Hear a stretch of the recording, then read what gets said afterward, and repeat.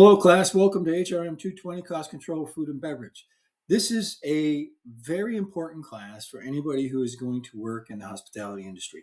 Now, it does say food and beverage, and primarily it does deal with a lot with food and beverage. However, even those of you who are going to be in hotels, manage other types of hospitality endeavors, will be faced with controlling cost on your food service or your food and beverage um, divisions, or however you want to break it down. I mean, it's a potential there, right? Especially if you become a GM of a hotel, your food and beverage costs are not, it's not something that is somebody else's problem. That's your problem. Okay. So cost control food and beverage is, like I said, is really, really focused on the food and beverage. However, there are some principles in it that are going to be applicable to any business, really. Now, for those of you who don't know me, my name is Chef B. Toussaint. I've been here a couple of years. This is going on my third year, or I'm halfway through my third year as the program director for hospitality management. I do have about 10 years experience in the industry, primarily food and beverage, but I was at resorts and I was in sports entertainment venue. So I've got a little bit of varied experiences there. But anyway, this is a class I've taught a few times, and I'm pretty passionate about this class. All right, controlling costs is vital in business, especially restaurants. Everybody knows that restaurants are on the razor's edge from success or failure. Okay, so there's not a lot we can do about some things.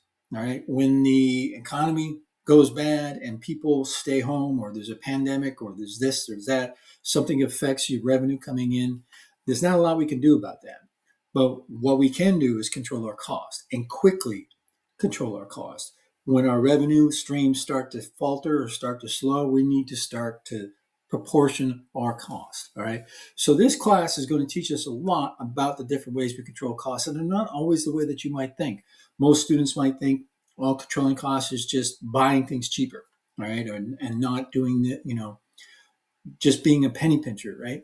But there's many, many different things that control our cost, from, certainly labor and food cost, but utilities, how we do our menus, our discipline in portioning our food, all kinds of different things, and just plain leadership are all measures to control cost.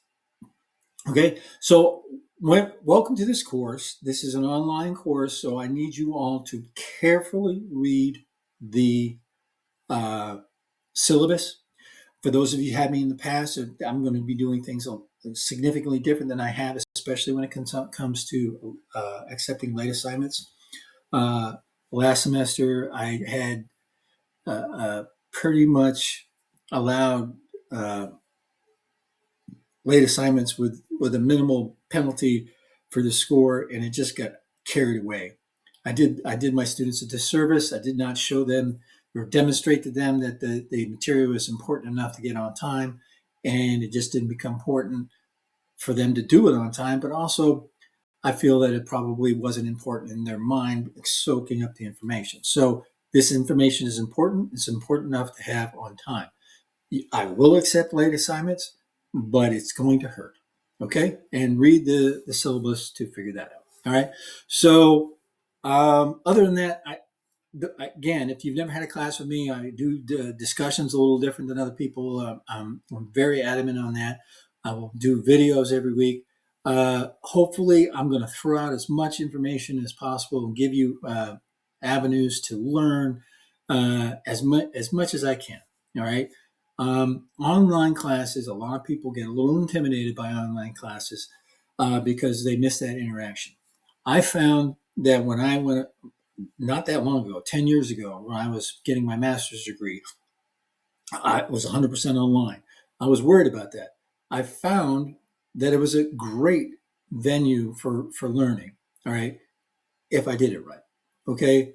So you have to understand it's a different type of learning, but it actually is a very effective type of learning if you apply yourself to it. All right. So if you have any problems, please reach out. Again, read the syllabus. It's going to have a lot of information in there.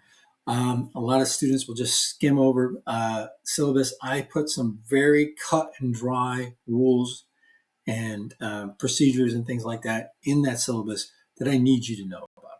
Okay, so let's have uh, a great semester. For those of you who are coming back to classes with me, welcome back. For those of you I've never had in class before, but maybe I've seen you around, culinary students, I'm happy to have you. And those who are brand new to the program or the culinary program, we're happy to have you as well. So let's have a great semester. All right, have a good day. And I'm recording this the week before Christmas, so happy holidays to those of you, and I'll see you in the discussion boards.